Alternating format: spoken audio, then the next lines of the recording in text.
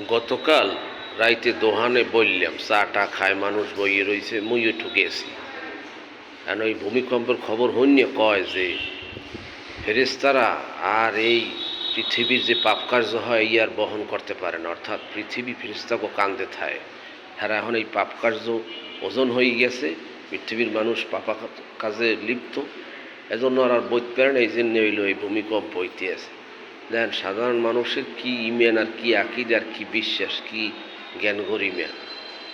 কারণ এখন যদি বুঝান যে এই সৌরজগৎ, নক্ষত্র, গ্রহ, ছায়াপথ, মিল্কওয়ে, গ্যালাক্সি এগুলো হলো আল্লাহর একটা সৃষ্টি, এগুলো কান্দে টান্দে না, হ্যাঁ তো হেরা বুঝবে না।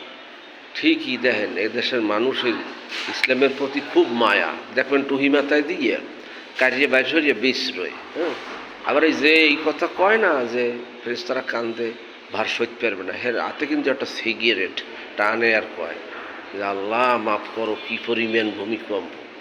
তো এই দেশে এই মানুষের এই হলো অবস্থা, হ্যাঁ কীভাবে আপনি বুঝাবেন যে ইসলাম রাষ্ট্রীয় পর্যায়ে না গেলে হয় না, আকিমুদ্দিন না হইলে সমাজ, রাষ্ট্র, হ্যাঁ কীভাবে শান্তি পাইবে, এগুলো আপনি বুঝাইতে পারবেন না। ঠিকই ঘুরিয়ে ফিরিয়ে দেয়া গেছে ওই যে ব্রিটেনে আর এই যে আহারে উহরে কয়, সে যাই মানুষ তৈরি মতবাদে সে ভোট দেবে, এই অবস্থা বুঝলেন।